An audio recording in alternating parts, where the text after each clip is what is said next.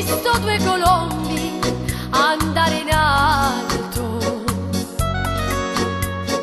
volevan fare il nido in paradiso e son volati a nozze su Rialto ed han lanciato un grido: Venezia nostra, sei il più bel nido.